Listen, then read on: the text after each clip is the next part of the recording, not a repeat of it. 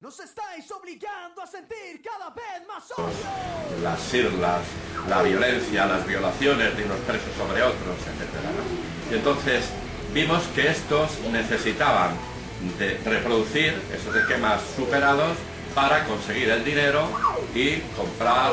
las dosis de heroína y chutarse. Llegamos a pensar que esto estaba muy extendido porque había problemas de conseguir unas jeringuillas, unas chutas con filo, porque empezaba a chutarse tanta gente que además se chutaban con la misma aguja hipodérmica, que tenían que sacar filo a la aguja en la acera de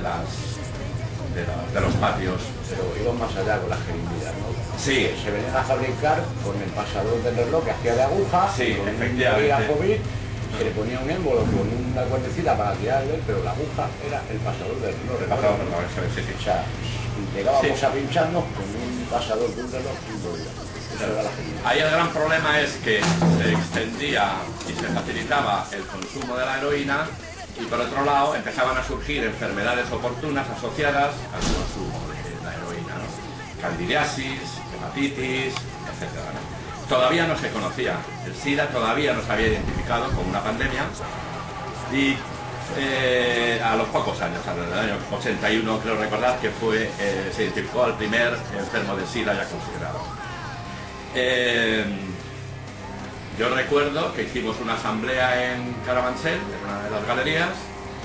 a la que asistieron como cerca de 1000 presos o así, y a mí me tocó hablar del problema de la heroína. Di mi opinión, que yo creo, y a lo largo del tiempo que ha pasado, creo que tenía legitimidad para haber hablado así, en contra de la heroína, y los peligros asociados a su consumo. Tuve la suerte de haber leído en años anteriores literatura de los existencialistas norteamericanos, William Burroughs, toda esta gente que habían superado, más o menos con dignidad, su relación con la heroína. La experiencia que habían tenido los autónomos, el movimiento autónomo en Italia, y cómo habían identificado como uno de los peligros de enfrentamiento, de penetración, de debilitación de las conciencias, el consumo de heroína. Y lo dije en la asamblea y al finalizar me vinieron varios compañeros a pedirme explicaciones por qué razón yo había hablado así. Entre ellos un compañero mío de sumario que decía que no tenía por qué hablar así de la droga, que cada uno era libre, esa teoría de la libertad y demás. Pero claro, el gran problema es que formábamos un colectivo de autodefensa, con las ideas bastante claras y que vimos que su uso y el surgimiento de nuevo de organizaciones de presos de corte mafioso, de corte abusón, etcétera, ¿no? Pues podía debilitar nuestro movimiento, como sí pasó, ¿no? De hecho, este compañero de sumario, yo tenía 2 atracos y él tenía 5 y estábamos trabajando en una fuga colectiva en Carabanchel, así parecía el túnel del metro, ¿no? Con luces, con casi aire acondicionado, con música, tal, ¿no? Y entonces yo era el responsable de avisar a los grupos de trabajo, una parte, y otra parte era un excompañero que no digo el nombre, teníamos nuestra responsabilidad de avisar, ¿no? Yo avisé a mi compañero y me dijo que él no podía trabajar. Entonces dije, hostias, tú con la ruina que tienes, ¿cómo no puedes luchar por tu libertad cada día, tal, ¿no? Entonces en ese momento me di cuenta lo que suponía a nivel físico y de debilitación psicológica el problema de la heroína. Con el paso del tiempo nos trasladaron a la cárcel del Dueso, donde la Dirección General de Prisiones concentró a los que consideraban presos más concienciados y más rebeldes de las cárceles españolas, y nos tenían en aislamiento con los antidisturbios del pañuelito rojo controlando todos los momentos de nuestras vidas. Cada funcionario iba con un grupo de antidisturbios para dar la comida, abrirte la celda para el patio, llevarte a comunicar con la familia, con los abogados. No hacíamos nada sin unos cuantos antidisturbios. Y oí estando en la celda, no teníamos váter, nos habían dado una lata para orinar, en fin, estábamos, a mí me pareció un campo de concentración nazi directamente, ¿no? Oí un ruido de pelea, me asomé a la ventana y en ese momento vi como unos cuantos presos que ya teníamos identificados como yonkis y miembros de los grupos de incontrolados en lucha se apuñalaban entre ellos. Entonces dije, aquí esto ha entrado y si ya no tenemos capacidad de eliminar el peligro que supone esto, puede ser el principio de la ruptura de la cohesión que teníamos en Coppel. En esa etapa, en el Dueso, de nuevo vivimos en comuna, establecimos unos estatutos muy definidos de relaciones entre los presos, que circula por ahí, por internet, o hay, de lo que se ha publicado, hay algún libro, hay algunos boletines y demás, donde se hacía sobre todo especial hincapié en la necesidad de respeto de unos presos sobre otros, la necesidad de mantener la solidaridad, la necesidad de mantener la cohesión, etc., ¿no? Por entonces, en la cárcel de Carabanchel, descubrieron una fuga, identificaron a varios presos que salían de la boca del túnel, entre ellos Agustín Rueda Sierra, un militante anarquista que nada más entrar en la cárcel se identificó como militante de Coppel. Les llevaron a una celda especial que había en el sótano de la cárcel de Carabanchel,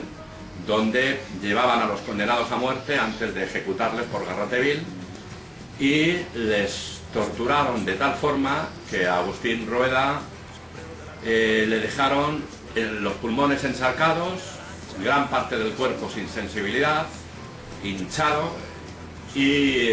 un compañero, que él lo ha contado en infinidad de ocasiones y en el juicio que luego casualmente se llevó a cabo, el último contacto que tuvo con Agustín fue oír sus lamentos, cómo gemía de dolor, cómo insistentemente pedían la asistencia médica, y el médico llegó, le dio un calmante y se fue. Y esa noche Agustín Rueda murió. Por todos los medios intentaron ocultar el asesinato de Agustín, hasta que el abogado de este compañero, Alfredo, insistió en ver a su defendido, y él le pudo contar que Agustín no la había vuelto a ver y que seguramente podía haber pasado algo bastante grave. El abogado avisó a la familia que vive aquí en Cataluña, y la hermana se presentó al día siguiente y consiguieron descubrir, ya con un grupo de abogados que apoyaba la lucha de Coppel, se personaron en el Instituto Anatómico Forense y ahí descubrieron el pastel. Vieron el cuerpo de Agustín lleno de amoratones, la cara hinchada, destrozado a golpes, ¿no? Y entonces fue cuando se inició la investigación obligada, que obligaron el grupo de abogados para que se investigase a ver qué había pasado con Agustín Rueda y todos los compañeros que fueron torturados. A la semana siguiente, los Grapo se cepillaron al director general de prisiones.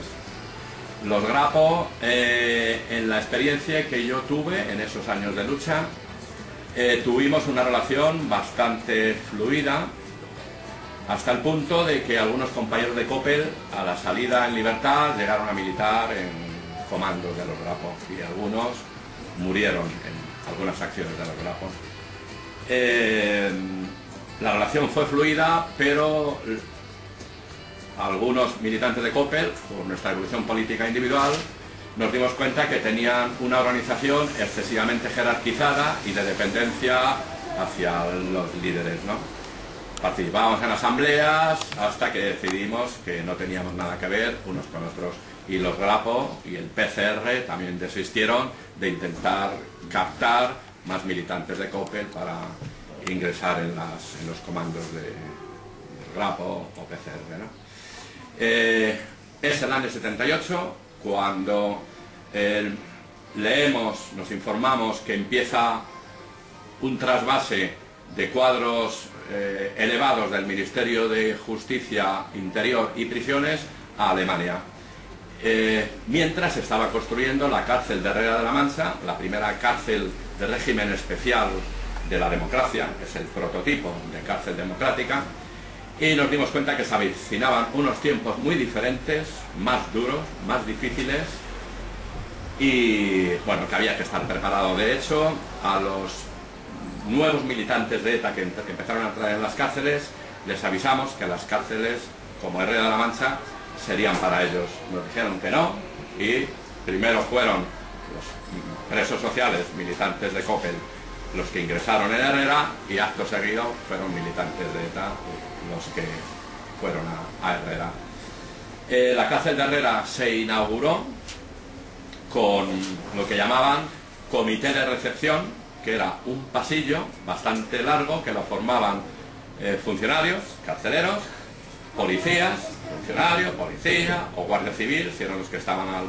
cuidado de la vigilancia del recinto penitenciario, y entonces a base de palos, porrazos, puñetazos, patadas, había que pasar por ese pasillo